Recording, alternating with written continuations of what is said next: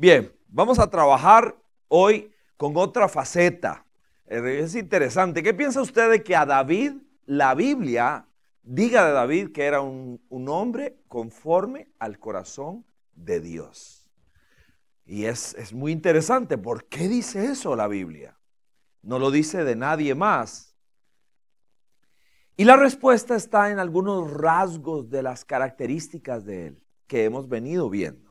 Uno de ellos lo compartía Mane hace una semana, que tiene que ver con el corazón de amigo. Porque era, o sea, este David era amigo, pero de verdad, ¿verdad? Eran amigos.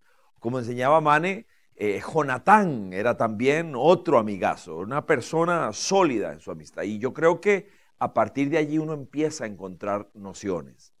También Juanca nos enseñaba un poco de aquellas cosas que Dios mira en nosotros. Y hoy vamos a hablar de esta faceta.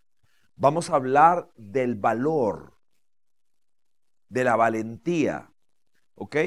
Y vamos a trabajar el capítulo 17 de Primera de Samuel, que es aquella famosa historia entre David y Goliat.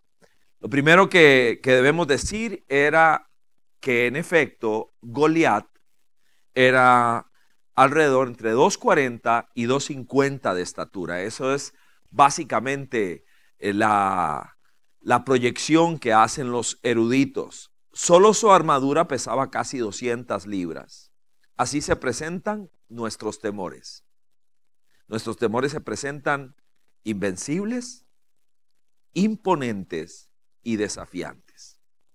Pregunto antes de seguir adelante, ¿David en ese momento tuvo miedo, sí o no?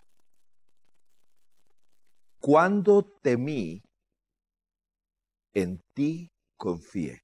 Palabras de David. No podemos asegurar que fuera este momento, pero tampoco lo podemos descartar, porque él no es un superhéroe. Él es un ser humano igual que cualquier otro.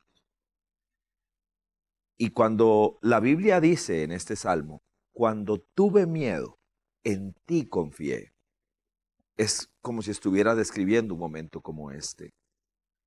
Ese momento en el cual me enfrento a algo que me desafía, que uno siente, yo nunca quisiera llegar a eso, a ese momento. Pero la vida nos va a presentar circunstancias muy adversas. Así que no vamos a enfrentar el tema del temor como si nosotros nunca tuviéramos temor o como si un cristiano no debería tener temor, sino vamos a tratar de ver cómo es que el valor, el corazón valiente, surge en medio de la adversidad, en medio de la gran dificultad. ¿Ok? Así que vamos a orar. Señor, nos encomendamos a ti, pedimos y suplicamos que tu mano esté sobre nosotros. Guíanos en esta aventura de conocer a este hombre al que calificaste y acusaste de que tenía un corazón conforme al tuyo. Ayúdanos a aprender, Señor, a aprender desde tu palabra. Por Jesucristo, que así sea. Amén. Muy bien, muy bien. Lo que nosotros tenemos alrededor de la escena de Goliat es a todo el mundo horrorizado. Voy a leer del verso 8 al verso 11 y luego el 24 de Primera de Samuel 17, porque allí se describe de una manera extraordinaria el acontecimiento. Dice de esta manera, verso 8, Goliat se detuvo ante los soldados israelitas y los desafió. ¿Para qué están ordenando sus filas para la batalla? ¿No soy yo un filisteo? ¿Y no están ustedes al servicio de Saúl? ¿Por qué no escogen a alguien que me enfrente? Si es capaz de hacerme frente y matarme, nosotros les serviremos a ustedes. Pero si yo lo venzo y lo mato, ustedes serán nuestros esclavos y nos servirán. Dijo además el filisteo, yo desafío hoy al ejército de Israel. Elijan a un hombre que pelee conmigo. Al oír lo que decía el filisteo, atención, Saúl y todos los israelitas se consternaron y tuvieron mucho miedo. Y ahí salto al verso 24. Cuando los israelitas vieron a Goliat, huyeron despavoridos. Es la palabra que utiliza. La palabra que utiliza es ni siquiera miedo, sino que es la primera que se usa y luego en el verso 24 habla de pavor. ¿Ok? Nosotros, yo quiero partir del hecho de que nosotros somos tan humanos como lo eran los israelitas, tan humanos como lo que era David. Y que en una faceta como esta, conociendo el corazón valeroso de David, porque sin duda alguna era un tipo valiente, yo prefiero partir del hecho de que el valor no es la ausencia de miedo, sino el manejo correcto de él. Porque todos nosotros en algún momento sentimos, inclusive David lo confiesa, cuando siento miedo, pongo en ti mi confianza. Me gusta. Es como una declaración de una persona que señala su vulnerabilidad. Nosotros no somos ni superhombres ni supermujeres, somos seres humanos normales a los cuales el Espíritu de Dios los llama a tener poder, amor, dominio propio, la capacidad de sobreponer. Vamos a contestar a una primera pregunta según su bosquejo que tienen allí para rellenar. La primera pregunta a la que vamos a contestar es: ¿de dónde vienen los temores? ¿De dónde proviene esta sensación de susto, de horror, de pavor, dependiendo de la dimensión, si me lo permite, del Goliat que tenemos al frente? Bueno, una, sin duda alguna, es la desobediencia. La primera vez que aparece en la Biblia la palabra miedo tiene que ver precisamente con los primeros seres humanos que después de desoír a Dios, de desobedecer a Dios, ellos le confiesan al Señor: te oí y tuve miedo. Te oí y tuve miedo. En los versos 9 y 10 del capítulo 3 de Génesis. Al oír tu voz, tuve miedo. Es la primera vez que nosotros encontramos esta palabra que describe esta sensación horrible cuando uno siente ese horror, ese miedo, esa forma tan extraña que nos inquieta y que a veces tiene nombres raros, ¿ok? Porque cuando tienen forma de fobia, por ejemplo, o que son de alguna manera, siguiente punto, heredadas, porque alguien viene y me enseñó a tener miedo a algo en particular. Entonces aprendimos a tenerle miedo a la oscuridad, o tenerle miedo a los perros, o tenerle, ¿por qué? Porque nos pasó algo y lo heredamos, ¿ok? En una cultura como la nuestra, la tica, cuentera, creyencera, y te va a salir la cegua, y entonces está uno ahí con el horror de que le aparezca algo. Tercer lugar, aunque hay muchas opciones, es la ignorancia. La ignorancia es una extraordinaria maestra del temor. Porque a menor conocimiento de algo, mayor miedo. Cuando una persona decide aprender, decide conocer, de ahí que es tan importante el conocimiento de Dios.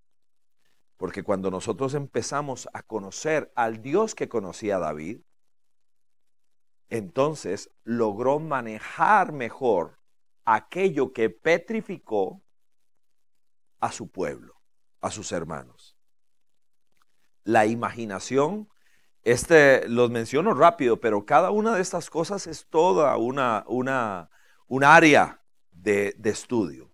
La imaginación es muy común hoy por hoy que personas vivan aterrorizados por algo que podría ser que algún día podría pasar. Y entonces tienen una imaginación como la que lo veremos allí, cuando le pasemos por un pascón a los israelitas, a Saúl, una imaginación súper fértil para proponer cosas que no tendrían por qué pasar. Y muchas de esas cosas que imaginamos nunca van a pasar. Y alguien se quedó sin uñas, se quedó sin dedos, sufriendo por algo que nunca ocurrió. Una cosa es la previsión, otra cosa es vivir en temor por cosas que nunca van a ocurrir. La estima incorrecta, el ser una persona acomplejada produce temores, porque tengo un discurso que me sabotea. Soy una lombriz, no voy a lograr nada en la vida, yo no puedo, otros sí. ¿Ok? La lista de hombres de Dios, mujeres de Dios en la Biblia con esta situación es enorme, con una estima incorrecta. ¿Se acuerda de alguno? Ajá. Heme aquí, enviaron. ¿Ok? ¿Quién más? Hay muchos. Isaías, en el caso de él, es una convicción de lo que es realmente. Pero Jeremías es un extraordinario ejemplo. Es un extraordinario ejemplo. Dios lo tiene que regañar y le dice, nunca más vuelva a decir que usted es un niño. Nunca más. Usted va a ir donde yo le diga y usted va a decir lo que yo le diga. Dios tiene que empoderarlo. El síndrome de una persona que tiene complejos que lo limitan. La cuerda que él se había generado era de este tamaño. Y Dios quería hacerlo volar. ¿Ok? Así que el temor es algo, no es una opción para alguien que quiera tener éxito ministerial, éxito en la vida. Nosotros necesitamos manejar esto de manera correcta. El temor no nos puede amarrar a la tierra. No puede ser. Tenemos que derrotar nuestros gigantes. Y mencionaría todavía uno más. Y curiosamente, se lo encuentro a los filisteos. Porque en el verso 51 dice que cuando David mata al gigante, pero no había terminado de caer, inmediatamente salieron corriendo. Eso lo que quiere decir es que la fuente de su valor era otro. Ellos no eran valientes por ellos. Ellos eran valientes por otros. Esto es muy común aún en la vida de iglesia. Gente que quiere vivir por la fe de otra persona. Le ocurre mucho a hijos, a esposos, a esposas. Gente que respira por la fe, por la vida de otra persona. Nunca debo tener un falso asidero. ¡Pum! Cayó Goliat y aquellos salieron volando. Ni siquiera, ¿qué pasó? Eran muy gallos, muy matones cuando estaban ahí frente a su paladín. Pero cuando desapareció, se les acabó el valor. Un valor falso tenían. Eran valientes por otro. ¿Ok? Bien. Vamos a ver el tema del precio.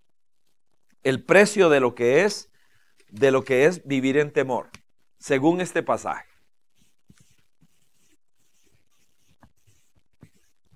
El precio es muy alto, por eso no es posible que nosotros no rindamos. El precio de vivir en temor es una cosa muy fuerte. Veamos las evidencias que encontramos aquí en los pasajes siguientes. Lo primero que veo a una persona presa del temor es que se convierte en alguien que fomenta las apariencias, que vive de apariencia, no de algo real. ¿Ok? Esto es terrible. Vea el verso 20. Dice de esta manera. Un poco adelante el texto. Dice, llegó al campamento en el momento, habla de David, lo mandaron a llevar ahí comida para sus hermanos. Y dice que llegó en el momento en que los soldados, lanzando gritos de guerra, salían a tomar sus posiciones. Cuando usted está hablando del ejército de Israel, estaban que se morían, estaban aterrorizados. Esto fue una guerra psicológica. ¿Cuántos días pasaron? ¿Cuántos días pasó Goliat amedrentando al pueblo de Israel? Salía todos los días. ¿Qué? Saquen uno. Pendejos, saquen uno que se apañe conmigo. Vengan, cobardes. Ven. 40 días. 40 días. Era una guerra psicológica. Los estaba desgastando. Los estaba humillando. Y cuando David llega de la casa de su papá con la comida para sus hermanos, dice que llega en el momento en que los soldados estaban lanzando gritos de guerra y salían a tomar sus posiciones, pero de una rayita no pasaban. Chiquitibún, a la bimbombá, Israel, Israel, ra, ra, ra, y se iban. Y hasta ahí llegaron, de ahí no pasaba nadie. Nadie decía esta boca es mía, nadie levantó la mano, yo me agarro con él. Apariencias. El verdadero valor es verdadero, no impostado. No es alguien con cara, no es alguien que amenaza, no es alguien que promete, no es alguien que advierte. El valor más bien es tímido. Está ahí, guardado. Y cuando tiene que salir, sale. No promete, no amenaza, nada. Está ahí. Es acción, no teatro. En segundo lugar, una persona enferma de temor es alguien frustrado y con un terrible mal humor. Porque la frustración, el mal humor le produce frustración. El verso 28. Eliab. ¿Quién era Eliab? Muy bien, el hermano mayor. Bien, de David. Eliab, el hermano mayor de David, lo oyó hablar con los hombres y se puso furioso con él. David acababa de traer poco de queso para ellos, está ahí preguntando, y Eliab se pone furioso, le reclama. Tome nota, David no ha hecho nada malo. ¿Qué has venido a hacer aquí? ¿Con quién has dejado esas pocas ovejas en el desierto? Yo te conozco, eres un atrevido, un malintencionado, seguro has venido para ver la batalla. De la nada, es lo que traía era comida para ellos.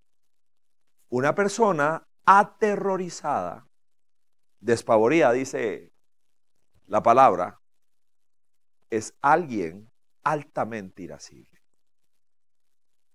Muy irascible. Invivible, irrelacionable, complicadísimo. El temor nos deforma por dentro. Por eso no es una opción. Pero es que David era un hombre conforme al corazón de Dios. No porque no sintiera miedo, sino porque no se dejó enfermar por el miedo. Fue un hombre que decidió dejarse curar por Dios. 3. Negativismo decepcionante. Verso 33. Este es Saúl. Saúl es de los más aterrorizados. Saúl está petrificado. Y el único que levanta la mano es David. Vea las palabras. Verso 33. ¿Cómo vas a pelear tú solo contra este filisteo? Replicó Saúl. No eres más que un muchacho, mientras que él ha sido un guerrero toda la vida. Esta es una persona, ya vamos a ver un poco más de eso, pero sumamente negativo. Decepcionantemente. Se esperaría del rey de Israel un poquito más de fe. Algún vislumbre de valor, por supuesto. Siguiente. Apariencia de espiritualidad. Me debatía cómo le ponía espiritualidad hueca. Podría ser religiosidad, que es como lo planteo en el PowerPoint. Dice de esta manera. Este es David hablando, verso 37. El Señor, que me libró de las garras del león y del oso, también me librará del poder de ese filisteo. Ese es David hablando. Ahora vea las palabras. A mí me gusta tratar de recrearlo mentalmente, la escena que hay ahí. ¿Cómo fue? ¿Cómo se dijo? Especialmente por toda la evidencia que tenemos de personalidades, de lo que estaba ocurriendo. Vea lo que dice Saúl. Anda pues, dijo Saúl, y que el Señor te acompañe. A mí me suena así como, y que Dios lo bendiga, campeón. Ahí que vamos a ver cómo le va, ¿verdad? Seguramente, si ahí alguien hubiese estado planteando apuestas, yo no creo que ningún judío, incluyendo a Saúl, le hayan apostado a David. Ni uno. Ni uno. Que Dios lo acompañe, campeón. Ahí le contamos a su papá y a su mamá cómo nosotros lo recogemos. Con espátula seguramente, pero ahí nosotros lo recogemos. Que Dios lo acompañe. Tenemos que tener cuidado de que nunca nosotros tengamos clichés religiosos vacíos. Eso es muy fácil de que ocurra. El famoso saludo entre personas de fe normalmente es Dios te bendiga. Pero hay ocasiones, no sé usted, me he encontrado yo mismo diciendo algo como eso, pero no conectando el corazón, la vida. Entonces es como un cliché. Y viene este Saúl y eso es lo que hace, que Dios lo acompañe. Que Dios lo acompañe. Pero él no es una persona de fe. Él está derrotado desde antes. Siguiente, nos limita a una mente natural. Totalmente, esta es la escena donde le pone y le empotra toda su armadura, le pone sus cosas y David no podía ni siquiera manejar aquello. Eso es lo que dice la palabra. Dice el verso 38, luego Saúl vistió a David con su uniforme y la Biblia sigue diciendo que no podía ni caminar, no podía ni moverse. ¿Ok? La mente de Saúl aterrorizado muestra a un hombre sumamente natural. El valor de David, como lo hemos visto, el valor de David es por lo que Dios es capaz de hacer. La mente de David es una mente que incluye en la ecuación a Dios. Él sabe que Dios puede hacer algo absolutamente sobrenatural. Que él va a colaborar con aquello que desarrolló. Él sabía usar su honda, él sabía lanzar una piedra, pero de eso a pegárselo entre las dos cejas. Saúl no, Saúl era una persona amarrada absoluta y totalmente a esta tierra. Y por último, lo que llamaría intimidación y menosprecio, que deriva en complejos. Dice el verso 42 y un par más. Le echó una mirada, esta es Goliat hablando, le echó una mirada a David y al darse cuenta que era apenas un muchacho trigueño y buen mozo, con desprecio, eso es subrayable, con desprecio. Y trata, una persona sujeta al temor, es una persona capaz de firmar un menosprecio que alguien le lance. Lo miró con desprecio y luego le dijo, ¿soy un perro acaso para que vengas a atacarme con palos? Y maldiciendo a David en nombre de sus dioses, recuerden, todo conflicto entre una persona de Dios y alguien que no lo sea siempre tiene raíz espiritual. Lo veíamos el fin de semana. Dice y añadió, ven acá que les voy a echar tu carne a las aves del cielo y a las fieras del campo. David, o sea, ver a un tipo de 2,5 metros gritando eso, tiene que ser amedrentante. Imagínense que Shaquille O'Neal se venga encima suyo y que le venga diciendo un poco de barbaridad y te va a ser matado y te va a reventar. Y cualquiera se le mueren las amebas. Pero inmediatamente David tenía que recomponerse y no permitir que lo acomplejaran. No permitirlo. ¿Ok? Dice un verso que quiero citar ahí, que es el 51, cuando los filisteos vieron a su héroe que había muerto, salieron corriendo. Así que ahora vamos a trabajar lo que llamaría el proceso de la formación de un corazón valiente.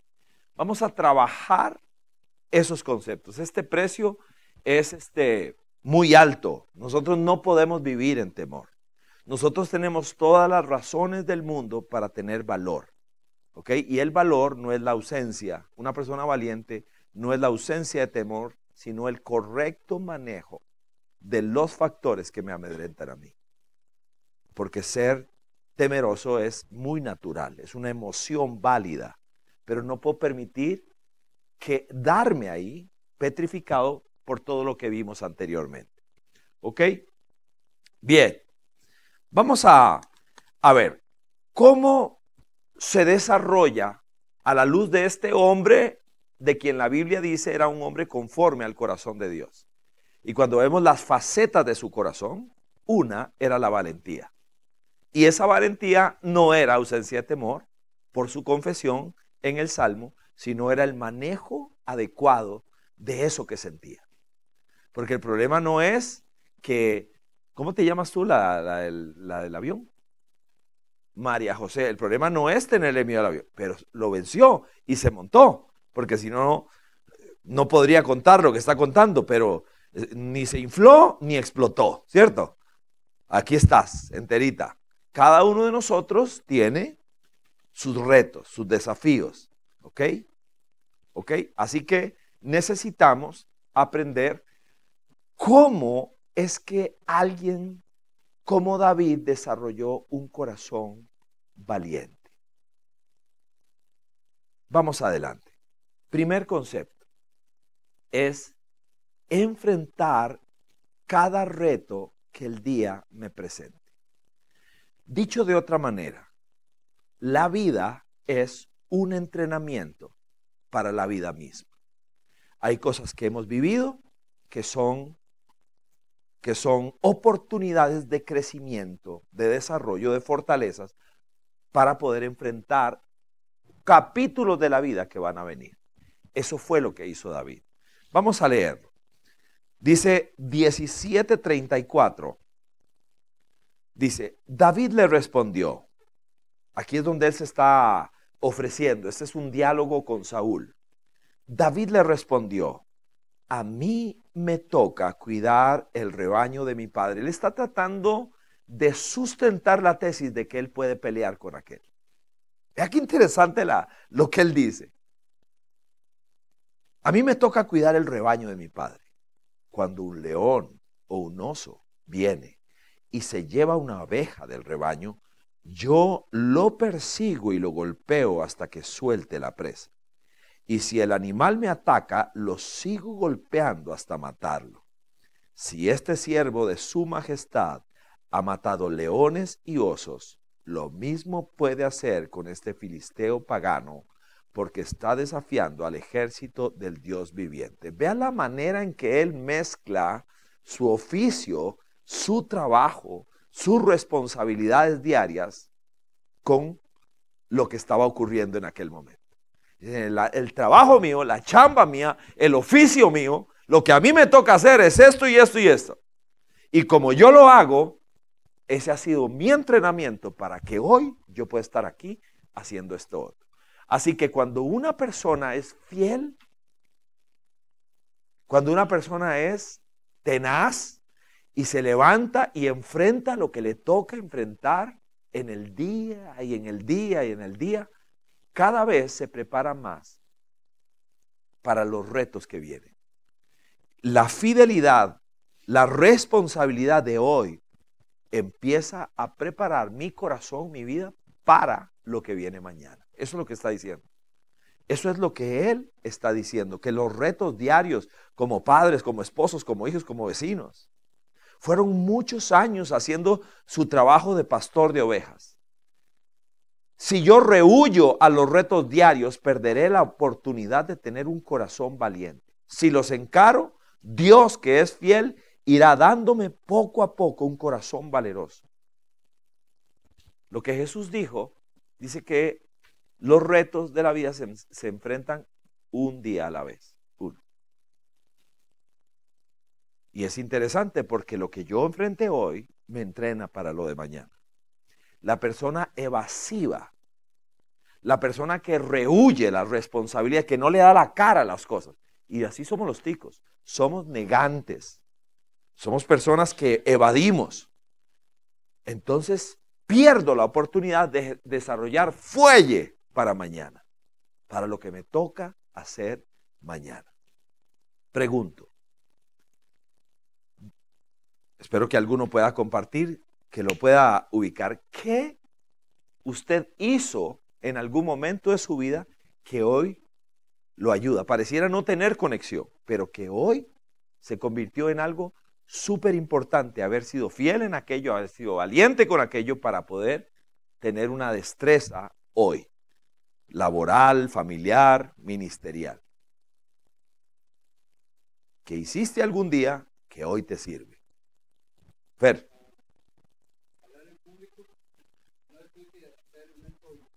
Una vez tuve que hacer una improvisación, una reunión como de 150 y el que hablaba no llegó. Y estaba la gente, los invitados, y entonces volvieron a ver a quién. Usted. Wow. ¿En el banco? Sí, era de mi misma profesión. Y entonces, desde eso tengo más habilidad para hablar en público porque me agarró mucha confianza. Si lo pude hacer sin entrenar. Y así te rajado, te mandaste. Es que no había forma. Estaban los invitados, había que presentar. Voy a decir algo que es verdad, que un poco me avergüenza. Cuando me presentaron, dijeron que yo era asistente del señor Fernando Naranjo, que en aquel tiempo era un alto mando en los bancos, porque no me iba a presentar como funcionario. Eso yo lo inventé, ¿va? Mira, yo creo que a eso es lo que llamamos un guerrazo, ¿cierto? Un guerrazo, pum, no hay, pum, lo tiraron. Una persona que acepte algunos de esos desafíos va a desarrollar cuero, vigor interno. ¿Cómo es que David llegó a ser un hombre valiente? Siendo fiel en el trabajo que tenía. Y su trabajo era cuidar, que cuando le dijeron, tienes aquí 50 ovejas, que pudiera al final del día decirle a su papá, papi, aquí están. Y era como me costó. Una está medio mordisqueada, pero chamuscada, pero la logré rescatar. ¿Ok? No es cosa fácil, pero aceptar esos retos. No todo el mundo hubiera aceptado el reto no todo el mundo. Bien. ¿Ok? David fue obediente y fue responsable. Siguiente.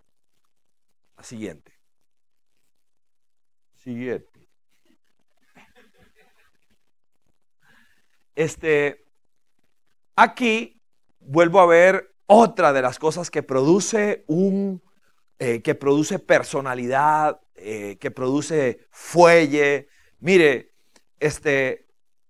las sombras, la adversidad, la incomprensión, la crítica, bien manejada, produce personajes como David, valientes. Sustentémoslo con la palabra de Dios. Dice el verso 29. Esta es la segunda parte de la regañada que Eliab le da a David. ¿Por qué viniste? ¿Quién que dejaste las ovejas? Vos sos un viejo patio, un vino, y lo deja y lo regaña. Y él, vea cómo él responde. Y ahora, verso 29. ¿Y ahora qué hice? Protestó David. Esa palabra no dice contestó David, dice protestó. Él estaba seguro de sus motivaciones, de por qué había hecho esas cosas, y él sabía qué dimensión darle a cada conflicto. Si apenas se ha abierto la boca, y el verso 30, ojo, apartándose de su hermano, les preguntó a otros quienes le dijeron lo mismo. Ahí empezó a gestarse. Cuando dice le preguntó a otros, ¿qué es lo que estaba preguntando? ¿Se acuerda? ¿Sí? ¿Qué? Muy bien, muy bien. Él llegó y empieza a oír, mire, al que acueste a ese gigante. En el video ahí acertaron. le iba a tener un beneficios de impuestos, que esto y lo otro, y dijeron, Mical, la hija del rey, y él dijo, ¿cuánto es? Ajá. Y luego dijo, ¿y dónde está Mical? Y la volvió a ver y dice, caramba, la cosa pinta bien, pinta bien. Y se sintió motivado. Él escogió sus batallas, no se drenó, le protestó a su hermano porque tenía que escuchar algo, porque era una persona amargada por el temor que me cae encima. ¿Y a usted qué le pasa? Le dice eso y no se enfrasca en una discusión eterna con aquel. Y vuelve a lo que sí era una pelea que él escogió. Una persona valiente escoge sus batallas. Las escoge bien. No pelea siempre. Escoge sus batallas. Mi hermanillo es un amargado. Yo no voy a tener por qué drenarme peleando con él o contestándole tonterías a mi hermano. Y vuelve a su negocio.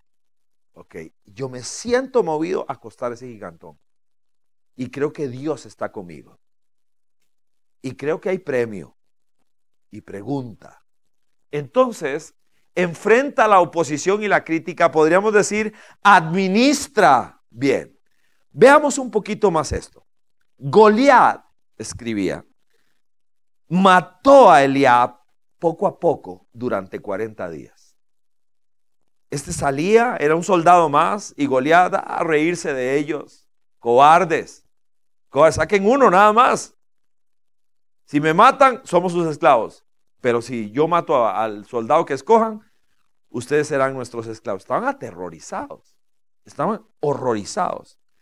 Y esa salida, como una gota, era como un martillazo constante, mató a Eliab durante 40 días.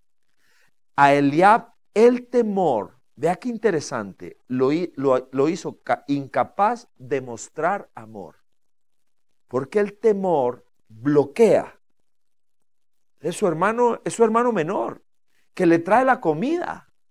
Su papá lo mandó. Y como no puede gritarle al gigante porque está horrorizado, le grita al pequeño, le grita al débil, le grita al frágil, y lo golpea y lo amenaza y le pasa por encima. Y por el otro lado, David, ¿cómo maneja la oposición? ¿Cómo manejó la crítica? ¿Y cómo escogió sus conflictos? Muy diferente. David no pierde tiempo luchando por su hermano, dedica sus fuerzas a enfrentar lo que debe enfrentar. David no permitió que la crítica injusta tuviera poder sobre él, no permitió que lo desviara de su misión. La pregunta es, ¿cómo lo manejo yo? Y aquí es muy importante que él sabía que derrotar el temor siempre tiene premio.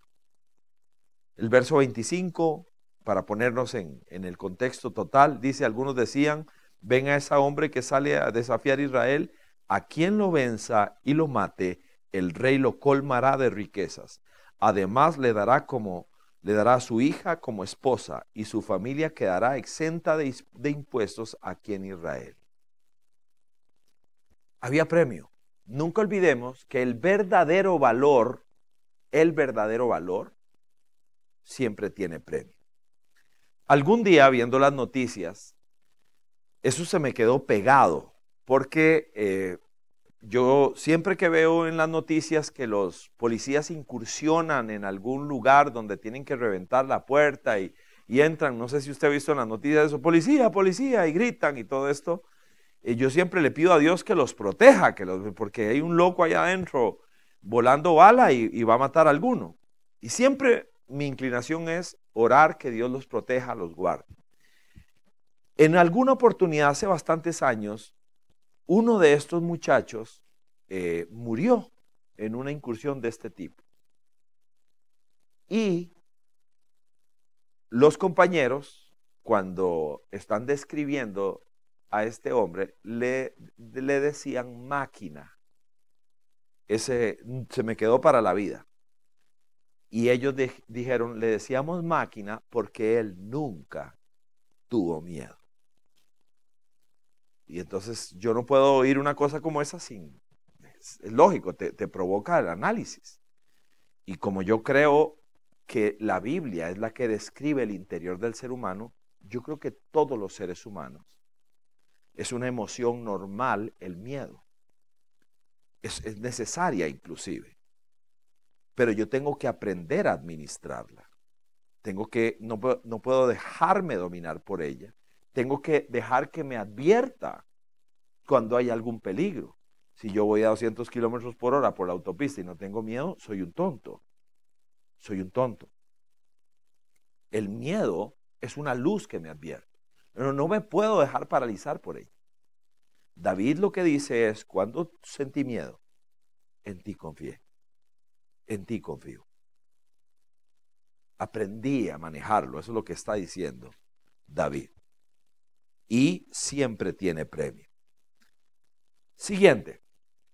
A ver, vamos a ver un tercer concepto ahí. En el proceso de formación de un corazón valiente, nosotros vemos que el ser humano tiene que manejar de manera correcta la presión por agradar a los demás. Aquí está Saúl, él es el rey, él es un tipo, pues por su rol, por su lugar, por su posición, y tiene la tremenda idea de ponerle la armadura encima a David. Eso está en el verso 39. Pero la respuesta de David es la que me llama mucho la atención. Dice, intentó caminar, pero no pudo porque no estaba acostumbrado. Y luego dice, esas son palabras de lo que yo llamaría un valor asertivo. Él pudo haberse sentido presionado. Esto es con lo que se supone que usted tiene que enfrentar. Y me lo está poniendo el rey encima. Pero dice, no puedo andar con todo esto, le dijo Saúl. Y de ahí de esta frase nace el nombre de esta sección, de lo que estamos estudiando del corazón valiente, de David. No estoy entrenado para ello, de modo que se quitó todo. Se lo puso Saúl, es el rey, pude sentir presionado. La historia dice, los soldados se visten así, pero no. Él dice, yo sé cómo voy a enfrentar esto. Y esta no es la forma. Y fue valerosamente asertivo. Una palabra que una persona valiente tiene que aprender a expresar es la palabra no. Nosotros los ticos nos cuesta decir no. Porque queremos quedar bien con todo el mundo. Entonces decimos que sí en ocasiones en que hay que decir no. No. Y tengo que aprender a no sentirme mal porque dije no. Pero como queremos quedar bien con todo el mundo, decimos que sí a cosas en las que vamos a quedar mal. Porque no podemos, porque no sabemos, porque no es posible. Pero como queremos quedar bien, entonces decimos que sí. David, una persona valiente, es una persona que sabe resistir la tentación a querer quedarle bien a todo el mundo. Y querer quedar bien con todo el mundo es absolutamente imposible. No se puede. No se puede. Entonces hay cosas que tengo que aprender a decir sonriendo. No. No. No. No. Estábamos en el juicio de Guzzi, en una de esas batallas ahí, y llevaron a un señor, el que hizo el títere. Era el testigo que probaba que nosotros no se lo copiamos a nadie, sino que él lo hizo. Él hizo el títere. Entonces estamos ahí y lo sientan y le dice el juez, viene el momento de que jure. Y entonces, pero para jurar tiene que él creer en algo. Entonces la pregunta que le hacen a cada testigo era que si usted cree en Dios, es la primera que le hacían. Le dicen, ¿usted cree en Dios? Y el Señor no cree en Dios. Pero él lo piensa como diciendo, ¿me conviene decir que sí o me conviene decir que no? Entonces hace, ¿cómo fue que hizo? No. Pero fue muy gracioso porque él no cree en Dios, ¿verdad? No cree ni en la mamá, es un viejo vacilón. No sé ni cómo terminaron contratándolo, porque ¿de dónde vino el conecte? Parece que es muy bueno como titiretero. Pero lo gracioso fue que donde le preguntan que si cree en Dios, el hombre como que la calcula. Él pudo haber dicho no desde entrada, pero como diciendo, ¿dónde estoy? ¿Me conviene? ¿No me conviene decir? Y al final fue franco y dice, no, no creo en Dios. Entonces, yo creo que nosotros tenemos que aprender a ser valerosamente asertivos. Hay una persona valiente en el entrenamiento diario, tiene que aprender a decir que no es pecado. Hay veces que no se puede. Y a este David, ¡pum!, le ponen todo ese chunchero encima y él tuvo el valor. No fuera tan famoso si no hubiera tenido el valor de decir, no, eso no es para mí. Y dice literalmente, de modo que se quitó todo. Se lo quitó todo, ¿ok? Así que no debe haber sido fácil, pero lo hizo. David se conocía a sí mismo, conoció a su enemigo, pero sobre todas las cosas conocía a Dios. Sabía que cuando fuera a enfrentar a Goliat no iba a estar solo. Sabía quién podía acompañarlo y quién no. Aquí no sé si está en su bosquejo. Espero que sí. Mi batalla es inmensamente importante para Dios. La batalla suya y la mía a Dios le importa mucho. Por lo tanto, nadie debería escoger las armas por mí. Debo tener claro que nadie debe tomar las decisiones vitales por mí. Alguien podría enriquecer mi criterio, pero nadie debería tomar decisiones vitales por mí mismo. Y por último, el último concepto. ¿Cuál es el último concepto en proceso de formación de un corazón valiente? Una persona valiente, de corazón valiente, enfrenta las situaciones críticas. Esta era una crisis nacional. Eso es lo que había ahí, una crisis de corte nacional. Estaba en juego todo, estaba en juego. Estaba en juego el país, estaba en juego la familia, estaba en juego el nombre de Dios. Porque reiteradamente se dice que Goliat maldecía a Israel en nombre de sus dioses. Estaba en juego todo ahí. Dice el verso 45. David le contestó, tú vienes contra mí con espada, lanza y jabalina. Pero yo vengo a ti en el nombre del Señor Todopoderoso, el Dios de los ejércitos de Israel a los que has desafiado. Hoy mismo el Señor te entregará en mis manos y yo te mataré y te cortaré la cabeza. Hoy mismo echaré los cadáveres del ejército filisteo a las aves del cielo y a las fieras del campo, y todo el mundo sabrá que hay un Dios en Israel. Todos los que están aquí reconocerán que el Señor salva sin necesidad de espada ni de lanza. La batalla es del Señor y Él los entregará a ustedes en nuestras manos. Es impresionante las convicciones de David. Es algo impresionante. No hay duda de que él conocía a Dios. Y ahí es donde estaba la fuerza. Algunos dicen que esta fue la piedra verdadera que mató a Goliat. Es un buen pensamiento. Que esta es la verdadera piedra que mató a Goliat. Cuando yo a ese muchacho, con aquella convicción, ese hombre debería haber sabido que le quedaban los minutos contados. Algunos recuerdan este detalle. Allá está Goliat y aquí está David.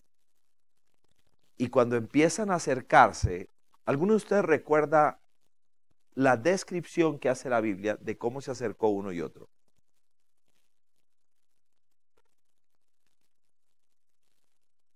Uno, David. ¿Y el otro? Dice que Goliat caminó hacia él y David corrió. Esto es muy llamativo porque las crisis nosotros tenemos que aprender a enfrentarlas. No hay que evadirlas, no hay que posponerlas. A las crisis hay que enfrentarlas. La gente valiente llama las cosas por su nombre y en el nombre de Dios corre hacia ellas.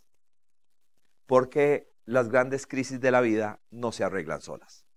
Hay que enfrentarlas. Hay que enfrentarlas. Y uno deseara posponerlo o echar el folder debajo o tratar de no...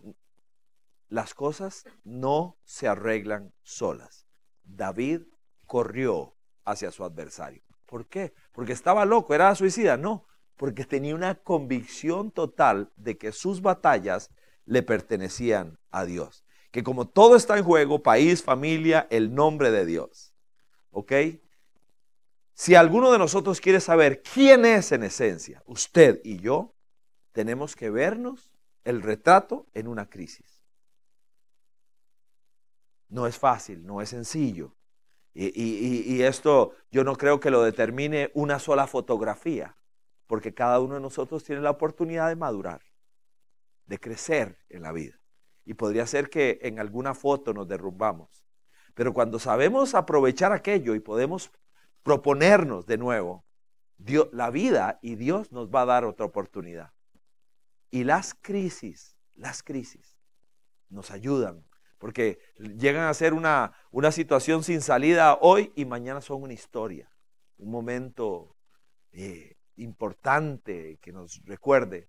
En algún momento, cuando mi esposa y yo, con nuestros pequeños en ese tiempo, estábamos para comprar una casa, estábamos anhelando eso, entonces teníamos un pequeño apartamento en Moravia, en Los Topacios, esos que están ahí detrás del Liceo Laboratorio.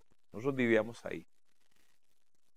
Y entonces vendimos el apartamento, nos lo compraron y terminamos de cancelar a Lins, la parte que estaba ahí, y luego habíamos comprado un terreno y el mismo señor que nos vendió el lote nos iba a construir. Entonces le dimos lo que quedaba, el dinero que teníamos, que pagaba el lote y para que empezara la construcción. Y lo demás teníamos que solicitar un préstamo. Entonces me acuerdo que llego al banco y me dicen que no soy sujeto de crédito. Ya todo andando, ya todo echado para adelante, que no me pueden prestar dinero. Que no me pueden prestar dinero.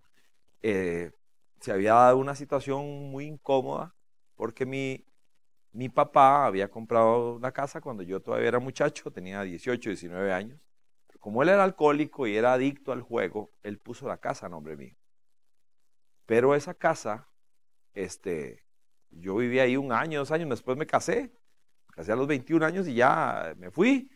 Y luego mi papá murió y quienes quedaron allí, mis hermanas, se les olvidó pagar la casa por un montón de años. Años, literalmente. Entonces yo no era sujeto de crédito, sino que tenía el crédito tachado, aparecía como una persona morosa que no paga. ¡Wow!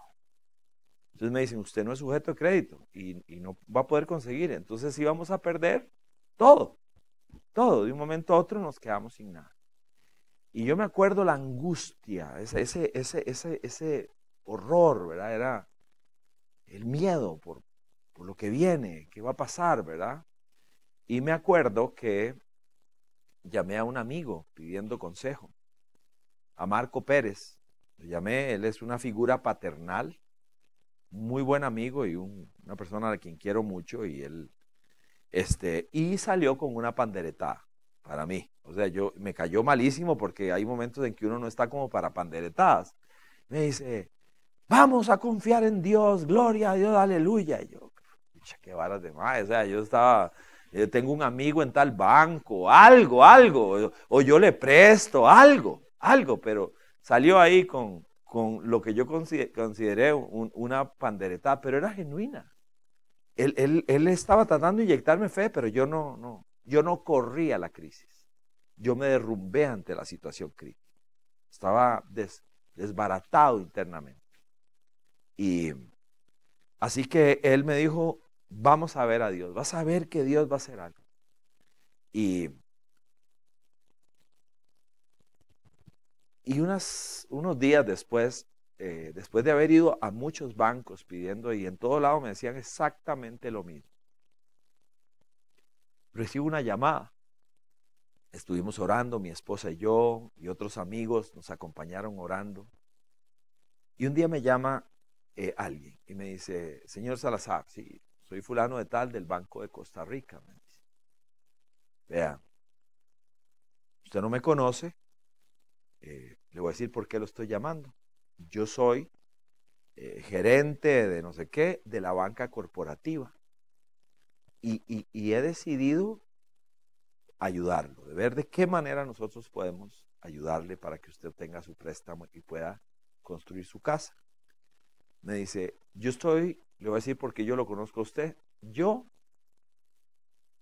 estoy en problemas matrimoniales y un compañero de trabajo me llevó a la iglesia. Estoy yéndome para atrás, ¿qué?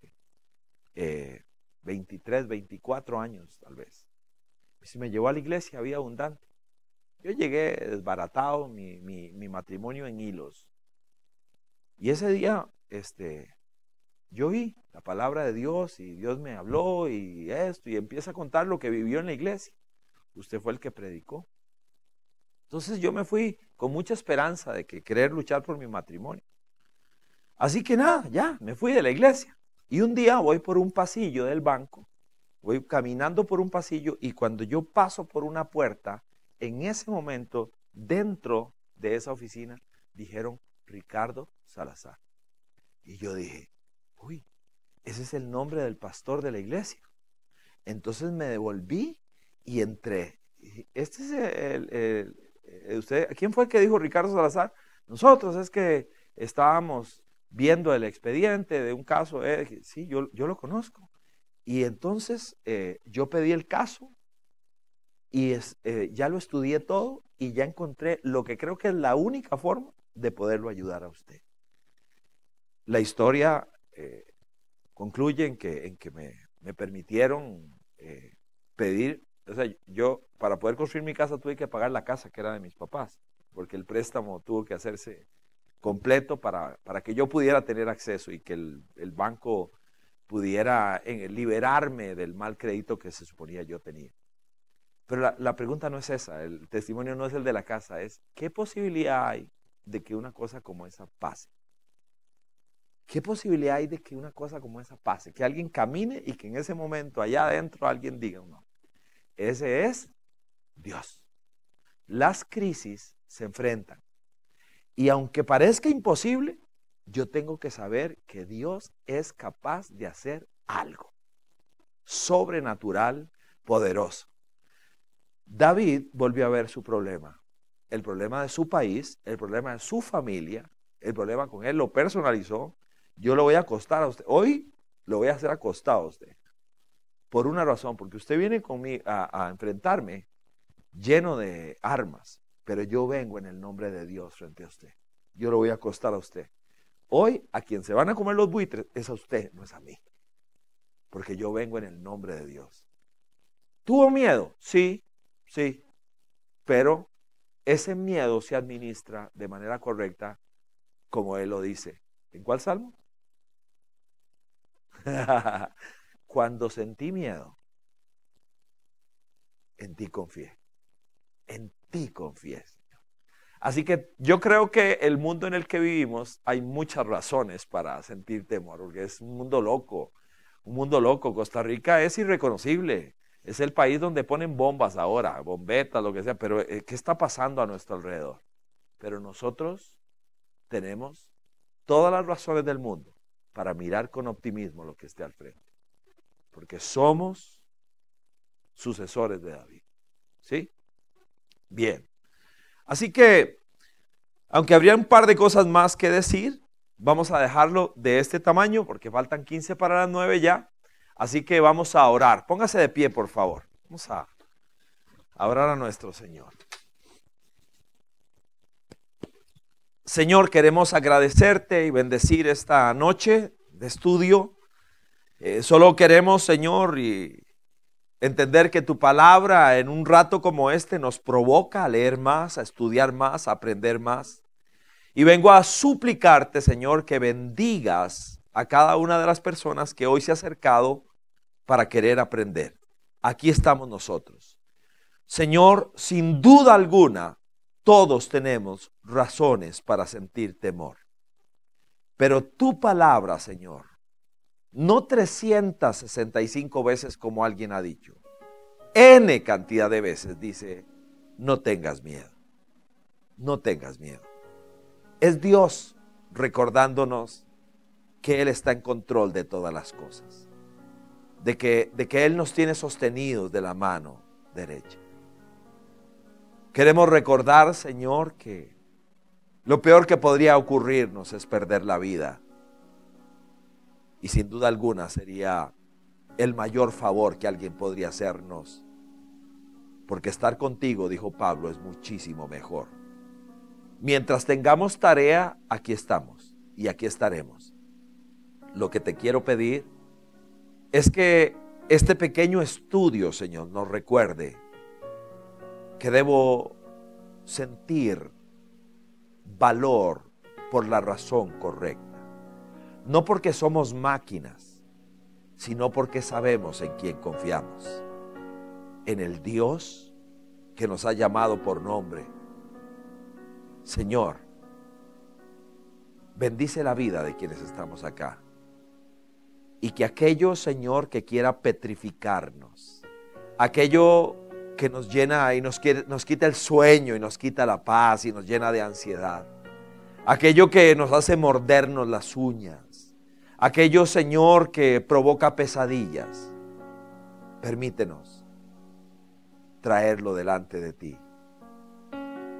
Permite que el día a día, esas pequeñas victorias del día a día, nos entrenen para la batalla de mañana. En el nombre de Jesús, bendice nuestro trabajo, bendice nuestra mesa, bendice nuestro cuerpo con salud, bendice nuestras familias, bendice a nuestros hijos, bendice, Señor, a nuestra amada Costa Rica que no pasa por su mejor momento. Y recuérdanos que los tiempos de crisis son los mejores tiempos para la iglesia. Que podamos estar preparados. En el nombre de Jesucristo te damos gracias, Señor. Amén. Amén.